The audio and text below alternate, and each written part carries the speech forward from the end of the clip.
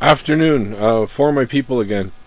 I was sent an email by a friend of mine through the channel, a friend that I made through my YouTube channel, and who's trying to write like a DNA comparison script for me, right? So, but I won't include his name.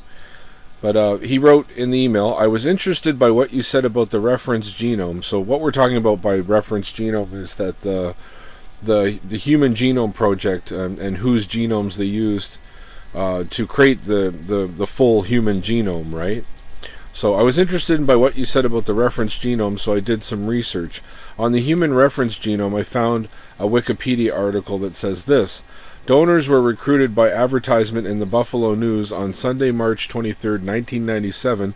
The first 10 male and 10 female volunteers were invited to make an appointment with the project's genetic counselors and donate blood from which DNA was extracted. As a result of how the DNA samples were processed, about 80% of the reference genome came from 8 people and 1 male, designated RP11, accounts for 66% of the total. Yeah, so this RP11 individual accounts for 66% of the total human genome, right?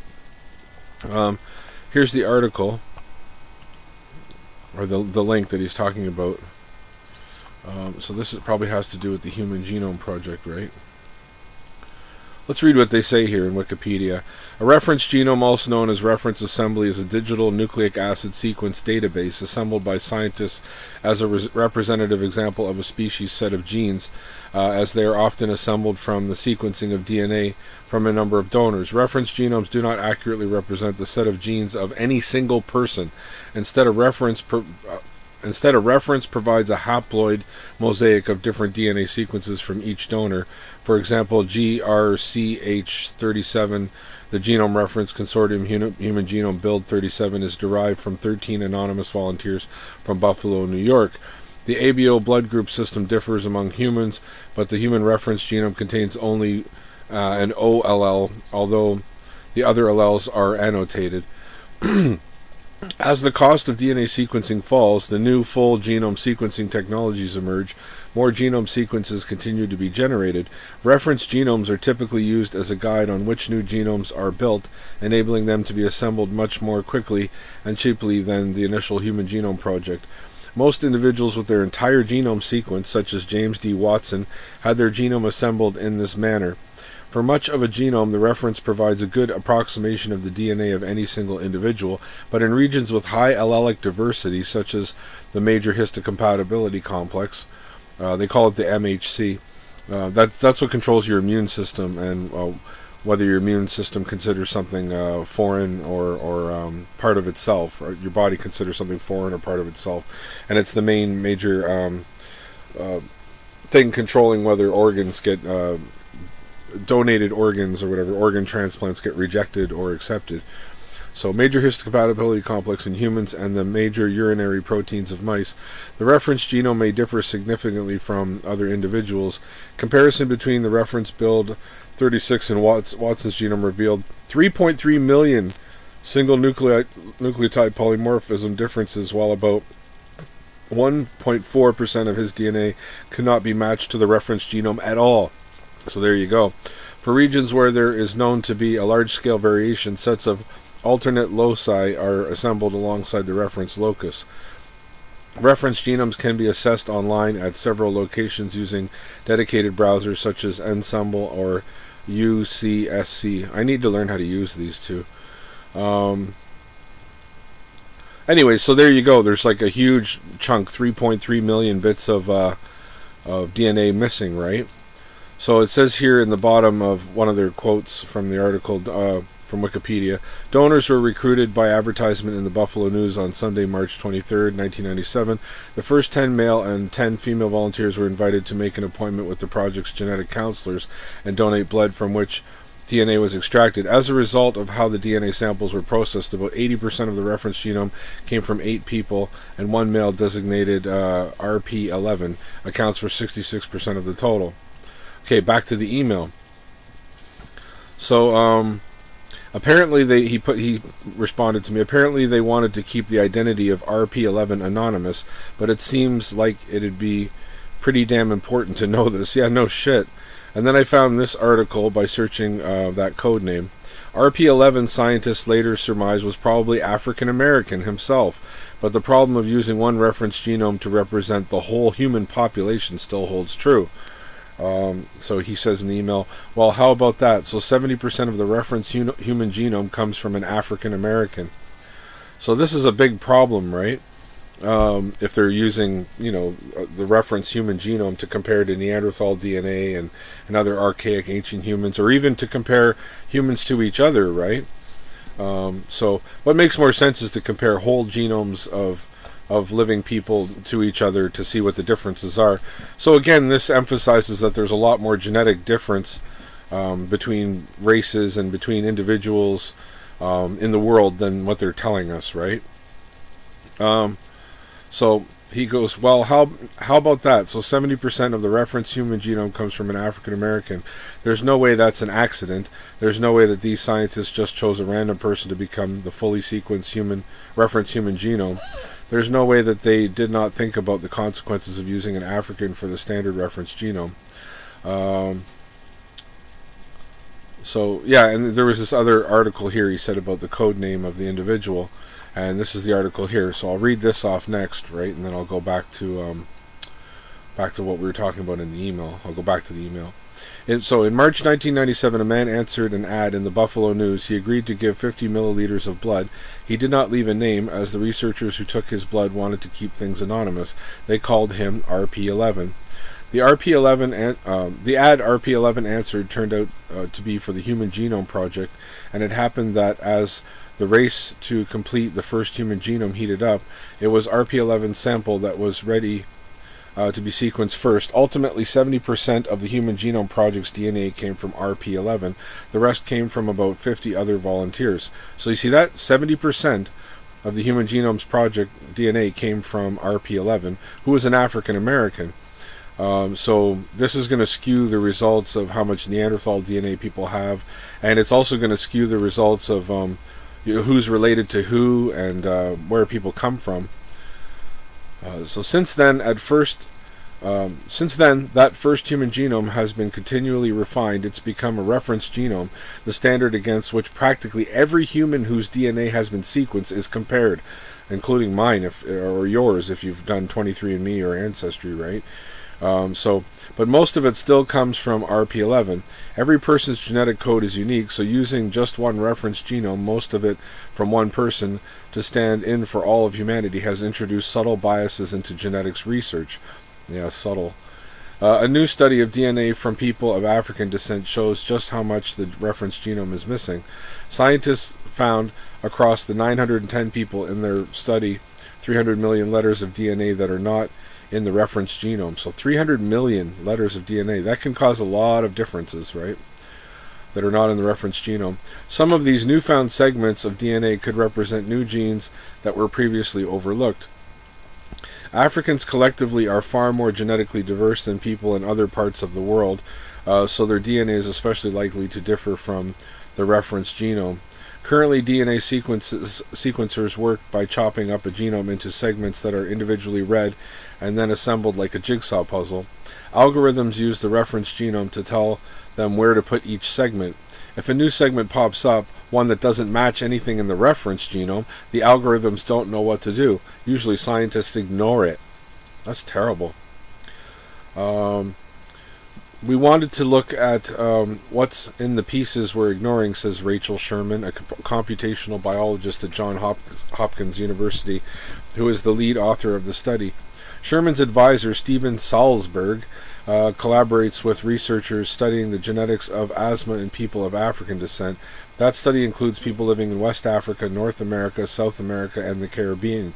It occurred to me we had this very genetically diverse group, says Salzberg. In other words, their research presented an opportunity to study the diversity missing from the reference genome.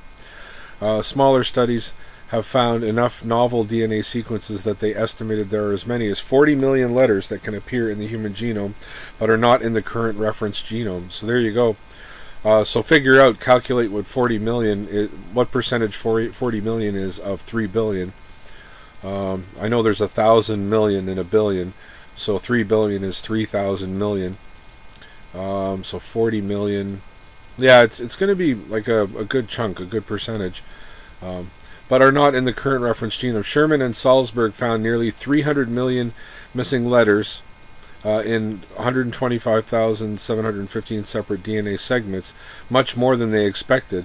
I thought I must have done something wrong, says Sherman, but when she went back and combed through all of her code, she couldn't find any errors. Now the question is, what those 300 million previously overlooked letters of DNA contain. Perhaps they code for novel, interesting mutations related to disease that studies using the reference genome overlooked. If you're only comparing against the reference genome, you're never going to find that missing piece, says Tina Graves Lindsay, a geneticist at Washington University of St. Louis. This is especially true of people of African descent, as their high genetic diversity means their DNA is more likely to not match up to the reference genome. Well, I don't know how that would be the case if RP11 is African American himself, but maybe that skews it because African Americans have some Caucasian or European DNA, anywhere from 5 to 20%. So RP11, scientists later surmised, was probably African American himself. See, but the problem of using one reference genome to represent the whole human population still holds true. Graves Lindsay says she wasn't surprised by the number of new DNA sequences Sherman found, as she and her collaborators were also working to address the gaps in the reference genome. They're assembling reference genomes from a diverse group of people so that scientists can compare against more than just the single current version. The team has sequenced 15 samples so far, including 5 from Africa. It was a very good paper for us to read about. Graves Lindsay says of Sherman's study, it proves that what we're doing is really needed, but her work is still constrained by what exists in DNA repositories. For example, she doesn't have a sample to sequence from people indigenous to Australia. There you go. Let's see what else it says here. Since the Human Genome Project began, scientists have slowly realized they underestimated human genetic diversity. Haha, there you go, see? So there are huge differences between races. We are not 99.9% all genetically identical. It's a crock of shit, right? And that's what they're hiding by making this reference human genome, right? I'd like to see the Neanderthal genome used as a reference genome for Europeans to see, how much variation or how much difference we've accumulated since Neanderthal times, and how much we are actually similar to them or not, right? So, but they're not going to do that because they perpetuate this out of Africa theory instead of the out of Neanderthal theory, at least for Europeans, right? Which makes no sense at all. It's more likely that Europeans evolved from Neanderthals, and then we accumulated the genetic differences either through admixture with non-Europeans, or, you know what I mean, or just through time and mutations, right? So scientists have slowly realized they underestimated human genetic diversity. At the time, they focused on single-letter mutations, but it's becoming clear now that big structural variations, thousands of letters being inserted or deleted or flipped around, are common too. Says Deanna Church, a founding member of the Genome Reference Consortium and a scientist at the company 10 Time Genomics. It's like comparing 2 copies of a book to look for typos and realizing whole pages are missing from one. The big chunks of DNA that Sherman and Salzberg found missing in the reference genome are likely the product of thousands of insertions and deletions. RP11 has his own unique pattern of them, as do all the other original volunteers for the Human Genome Project, and so does everyone else in the world. Yeah, so another problem with this too is that, okay, they always say that Africa has more genetic diversity than the rest of the world, but perhaps that's not because they're the oldest population. Perhaps that's because they've had more admixture come in from outside of Africa. You know what I mean? There's tons of people that moved to Africa and traveled there and mixed in with the Africans. You know what I mean? So that's going to cause the genetic diversity, because they say that everybody outside of Africa has less genetic diversity than people inside of Africa. So the more genetically homogeneous a population is, the more it's hard to explain, but if everybody outside of Africa comes from Neanderthals, right, that would explain why there's less genetic diversity outside of Africa, right? And if it's really hard to put this into words.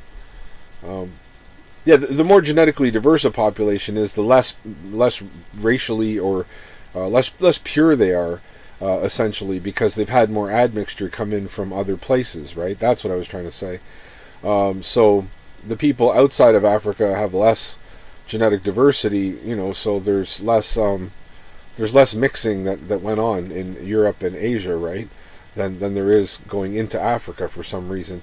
So that again makes it look like the out of Africa theory is not true, because instead of having like I've shown in my other videos, Europeans and the ancient Europeans, the first Europeans having huge chunks of African DNA, they don't. It doesn't show up at all. It shows up as barely any at all. And what was probably brought there through the Middle East, by you know what I mean? People in the Middle East mixed with Africans, and then the Middle Eastern people traveled north into Europe, right? So there was no Africans that created Europeans, and there was no African migration, you know what I mean, out into the whole world like this out of Africa theory states. There was some Middle Eastern migration into Europe and into Eurasia, right? But and the further you go too away from Africa, the less do you find any African DNA in early Homo sapiens. So the out of Africa theory is clearly bunk, right? I'm going to click on this here because this looked interesting. It says, read 23andMe wants its DNA to be less white. Very, very interesting. 23andMe wants its DNA to be less white. The company is offering free kits to researchers studying populations in Africa, Asia, and elsewhere. But the ethics are tricky. Oh, so much for white privilege. So they get free kits and I have to pay for mine? Yeah. But it's good that they're doing it in a way, because a lot of people in those countries are too poor to be able to afford DNA kits, let alone food or whatever else, right, to survive. So it's good in a way because, like really DNA testing should be free for the whole world so that we can understand where we come from and who we're related to and where our ancestors traveled and, So 23andMe is best known for selling DNA test kits, but the company's real value lies in the data of its 5 million customers. Yeah, so that's who they're comparing your genome to, is to everybody else that's taking a DNA test, right?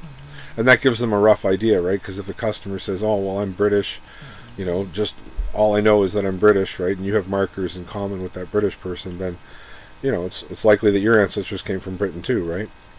The bigger its genetic database, the more insights 23andMe can glean from DNA. That in turn means the more it can tell customers about their ancestry and health, and the more valuable data it shares with academic scientists and sells to pharmaceutical companies for research. About 80% of 23andMe customers choose to participate in such research. Yeah, I chose to participate in it as well because, you know what I mean, I want to know where we come from, and I want to know, I want to know everything about my own DNA and other people's as well, right? Because it's interesting. History is interesting.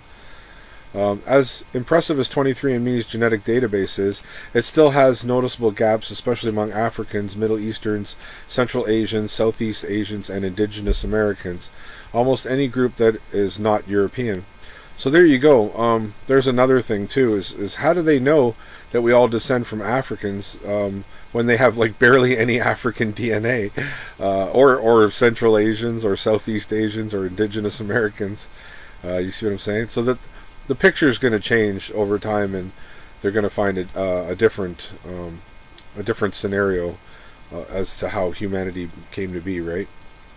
So, okay. Almost any group that is not European. Basically, in the scientific literature, in fact, nearly 80% of the people who have participated in studies of associations between genes and diseases are of European descent. This is why 23andMe has recently launched a number of initiatives to add underrepresented groups to its database. The latest is the Populations Collaboration Program, which allows U.S.-based scientists already studying underrepresented groups to apply for free spit kits and DNA analysis. In return, 23andMe gets to add the DNA to its database. The company has had one-off collaborations with researchers in Sierra Leone, the Democratic Republic of Congo, and Tanzania, but the new program sets up a formal application process. Earlier this year, 23andMe also announced the Global Genetics Project to give free tests to people who can trace all 4 grandparents to one of 61 underrepresented countries. That, in turn, is an expansion of the African Genetics Project, which did the same for certain African countries specifically chosen for being areas from where slaves and recent immigrants to the United States came. Africa is also part of particular interest to many academic researchers. The continent is famously the cradle of humanity. Well, I don't know about that. That's their theory. I'd say Eurasia is, but... And it holds more genetic diversity than any other. Well, yeah, then that proves exactly what I'm saying. Places that have more genetic diversity have more admixture from outside, which means that they're not the origin of where people come from, right? It would make more sense that people that are more homogeneous have had less admixture, right? But this interest has also caused a backlash among African scientists who feel, that's funny, who feel left behind as American and European scientists reap the benefit of the work. Last week, a consortium of hereditary and health researchers called the H3 African Initiative released ethical guidelines to counter helicopter research. What's helicopter research? By foreign scientists, collecting DNA for not just academic but commercial reasons, as 23andMe would like to do, could make ethics even trickier. When I sent the description of 23andMe's population collaborations program to Juanita de Vries, a biochemist at University of Cape Town who co-authored the H3 African Guidelines, she flipped the scenario around. Imagine an African company gets African researchers to collect 1,000 DNA samples of Americans just because they want to. People would not like that at all. Joanna Mountain, the senior director for research of 23andMe, has done field work in Africa before and says she understands the challenges of gaining trust for this kind of work. Before joining 23andMe, she was a professor at Stanford, and she has collected DNA samples among hunter-gatherers in Tanzania. It takes a lot of time and effort. That's why 23andMe wants to collaborate with researchers with existing relationships. They know the ethnic groups and the languages. They know all the background, which is really critical, says Mountain. She says 23andMe considered sending their own teams out to collect DNA, but they quickly realized the company doesn't have the right expertise. Yeah, they probably get killed or something. Oh my god. Especially if they go to like the Andaman Islands, or those some of those jungle colonies and where the indigenous natives of South America have never ever encountered people that aren't their own kind. They'd probably get cannibalized or something. DeVries says the key question is what's in it for the people giving up their DNA. 23andMe does plan to. Well, why don't you pay the fucking people, you cheap asses? 23andMe does plan to evaluate applications based on how people sampled can benefit from the research. For example, Mountain says, could the research ultimately reveal insights about a group's history or genetic predispositions to disease? And more directly, the company may offer a grant of up to $10,000 to cover field work, which could go towards projects helping the local community by funding education or, sorry about the rooster, or education or infrastructure or even food. In one of its previous collaborations, 23andMe provided free DNA analysis for Nathan Nunn, an economist at Harvard who is studying the Kuba Kingdom in what is the present-day Democratic Republic of Congo. This research group sponsored research assistants to come to the United States to continue their education. They've also given lectures about their research to the local community in an effort to give something back to the people who have participated. We are very cognizant of that, he says. Well, yeah, if they're starving, you should give them money for their DNA. Bastards. George Perry, an evolutionary biologist at Pennsylvania State University who has a number of research projects in Africa, says 23andMe's program is potentially exciting and potentially mutually beneficial. He would want to nail down exactly how 23andMe plans to use the data to address concerns about bioprospecting.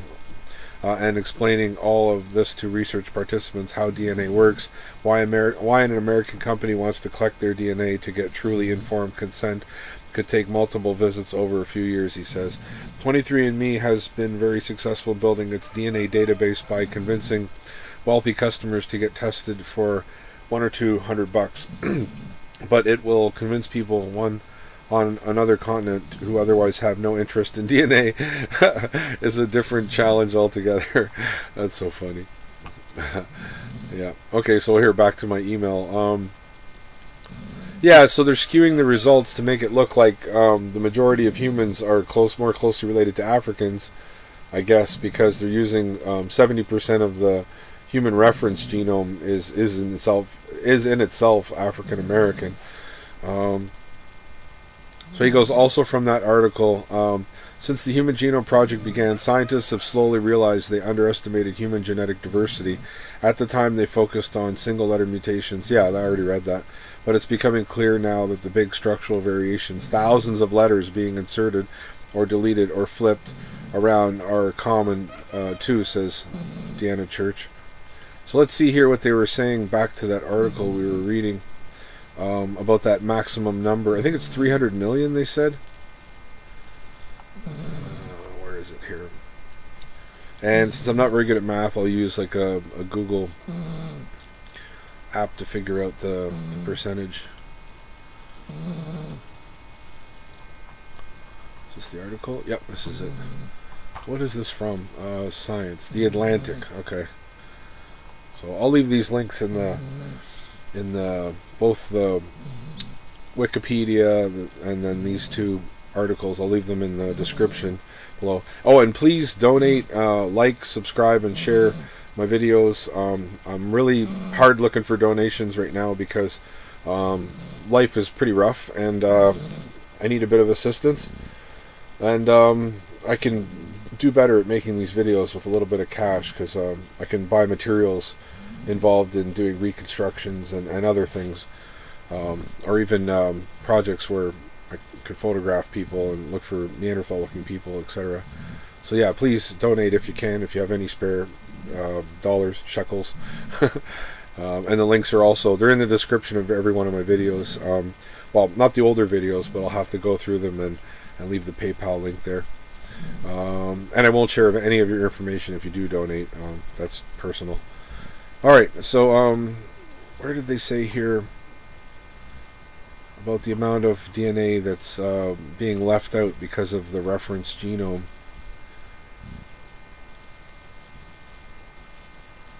Okay, the sequence that they estimated, there are as many as 40 million letters that can appear in the human genome but are not in the current reference genome. So that's 40 million. Sherman and Salzberg found nearly 300 missing letters in 125, so 300 million. Is that like 10%? No, it's probably like 1% or something.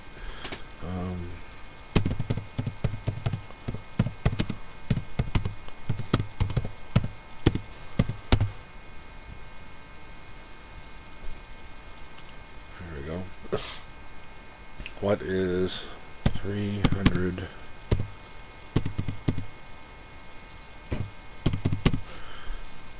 300 million is what percentage of 3, 8, 9, calculate.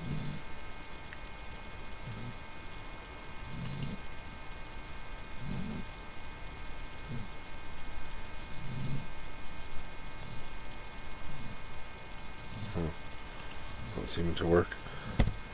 300.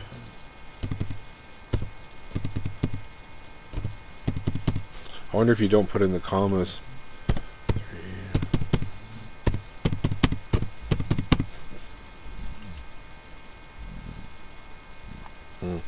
Yeah, it's probably the commas. That makes it harder. Oops. 300. 1, 2, 3, 4, 5, 6. 300 million. And try this. 3, 1, 2, 3, 4, 5, 6, 7, 8, 9. 9 zeros. Calculate. 10%. Okay, so that's fucking 10%. 10% of the entire human genome missing because of the reference human genome that is 70% African American. So that's a huge difference. So much for the that means that people are only 90% genetically identical, because if you take the 10% off of 100, right, you get 90. So yeah, we're being lied to about stuff, big time. Yep. So that's it for this video. I don't know what I'll call this. What should I call this? I'll figure it out after. Have a good evening.